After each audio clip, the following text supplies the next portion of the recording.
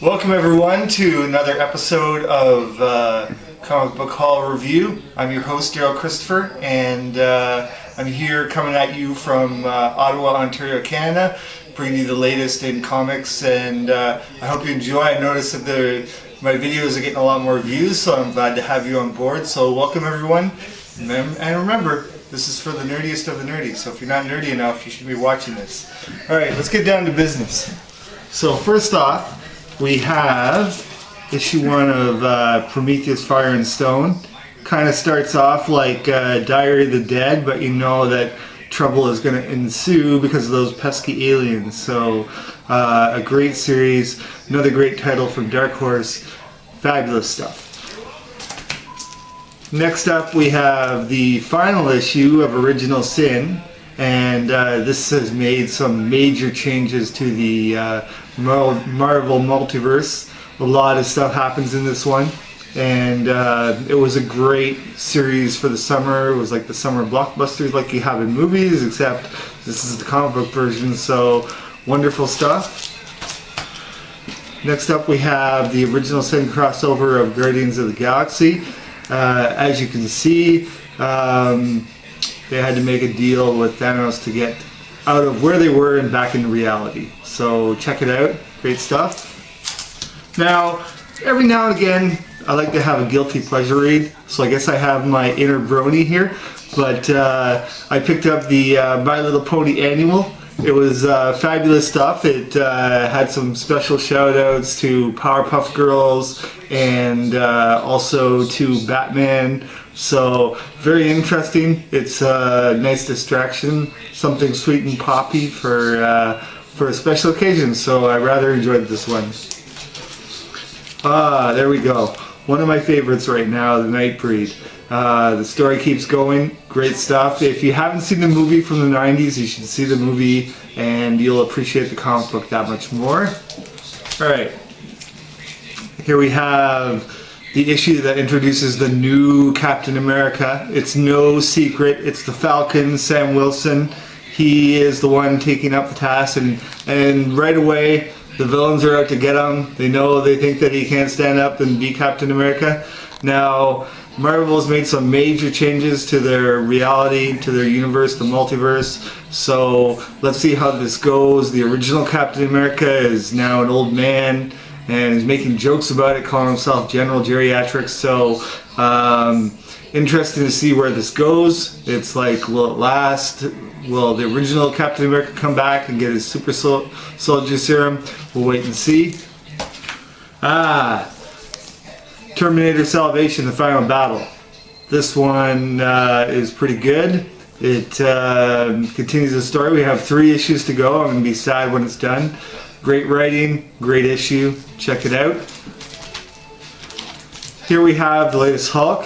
And as you know, the Hulk now has the intellect of Bruce Banner and is calling himself Doc Green. So very interesting stuff. And if you like that sort of thing where you like seeing an intellectual Hulk, this is for you. Here we have the latest Hulk Annual, and we're introduced to a villain that was part of his scientific team, and it was a good issue. I enjoyed it a lot. Every now and again I like to take a break from the Marvel and IDW and get some DC. Infinite Crisis, it's like the heroes are getting some momentum, so great to see that they're on the winning side. So I think things are going to change, and hopefully the Monitor will help them out and win some battles. Here we have the latest issue of The Walking Dead, and what was going on before was a major plot development. It finally comes into fruition. We find out what's really going on in this issue. Are the dead speaking? Well, you're just going to have to read it to find out.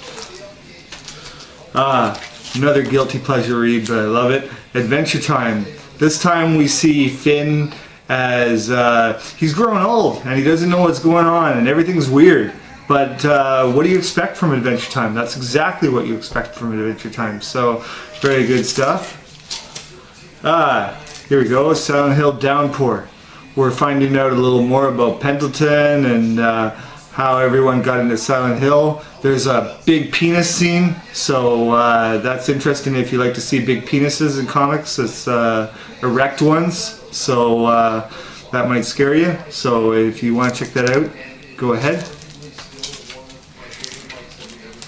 Here we have the noir version of X-Files. It's going back to the original X-Files, the first cases, and how they relate to the present day X-Files of Mulder and Scully. Great stuff. And here we have this issue of X-Files where they're dealing with bombings in an abortion clinic. But there's more to it than that, so you're just going to have to check it out. Finally, we've gotten back into seeing some Empire of the Dead. This is a great story involving zombies gaining some intelligence, and for seeing vampires in New York City. This would be an awesome movie, but as a comic book, it is the ultimate. I am loving it. Very good. Here we go. This is it a marketing ploy to sell lots of comics, or is it a great series? Death of Wolverine. Wolverine's still going, and he's got his eye back thanks to some regenerative potion that he's been injected with. So very good stuff coming from Marvel and Death of Wolverine. We have one issue to go, and then I guess Wolverine really will be dead, or will he? We don't know, so we're going to find out.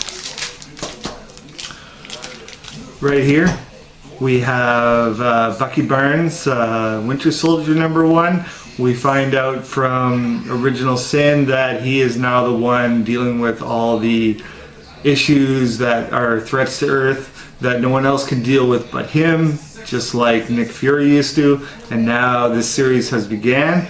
Not too bad. So if you like Winter Soldier, then check it out. Oh, this is trouble. Everyone's been complaining online, going, Thor's a woman, what's going on? And people are upset, and this is the issue. This is the Thor #1 with the female Thor. Thor throughout this whole issue is trying to lift up his hammer. He can't do it, and finally the female Thor lifts up the hammer at the very end. I didn't mean to spoil that, but like, what do you expect? It's female Thor, so the groundwork has begun. The most contentious issue online for comic book readers right now, so very difficult. Here we have the latest issue of Star Trek. We have the J.J. Abrams movie crew meeting up with a parallel universe where the Federation was defeated by the Dominion, and we have lots going on. Great run with the Q Gambit. We haven't seen much of Q, but we've seen a lot of interaction between the Deep Space Nine characters and the Star Trek J.J. Abrams characters, so great stuff. Also, we have City on the Edge of Forever. Things are almost wrapped up. Very different than the television episode, but for Star Trek fans, you will love this. Great stuff. We are getting into the edge of the Spider-Verse, where there's a big threat trying to kill off all the Spider-Man across all the multiverse. Very interesting stuff. This one is more like a 1930s Spider-Man, the Spider-Man Noir. We have the latest issue of Spider-Man here, and lots of trouble as usual for Peter Parker. 30 seconds. Now I am so happy to see the Superior Spider-Man keep going. He's a major character in the Edge of Spider-Verse, doing great things. I think I like him even more than Peter Parker, so don't get mad at me for that, but great stuff as usual. Here we have the Gwen Stacy Spider-Man, and all these are variations on the original Spider-Man in different universes and how they react, so great stuff. Here we have the final issue of Learning to Crawl. These are Spider-Man's earliest adventures, and we see that he finally gets into his final showdown with Clash. Clash will of course be coming back, but now you know all about him thanks to learning to crawl. Here's another Spider-Verse variation. This is a Spider-Man that's even more scientifically inclined than Dr. Octopus, so check it out. In this one here, we have a Spider-Man who's kind of more like a psychopath than Spider-Man. He's not a fun-loving guy, he's just liking to breed spiders and impregnate people with spiders, so very bizarre stuff, and he's killed people too, so shocking.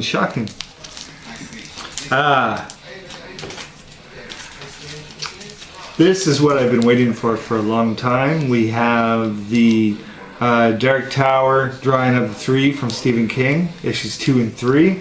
We're finding out a lot about Eddie Dean and his family, how his sister died. If you've read the novels, then I guarantee you'll enjoy revisiting them in comic book form.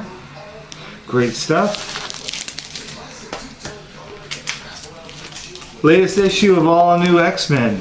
We have the X-Men in the universe of the Ultimates. And they're making, and Jean Grey meets up with the Ultimate Spider-Man. So very interesting stuff here.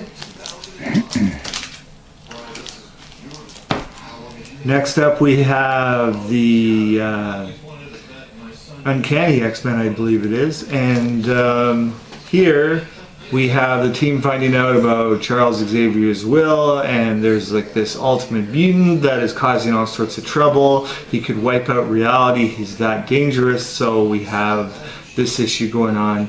I love X-Men, probably any of the X titles are my favorites, I love them, and if you love X-Men then you know what I'm talking about.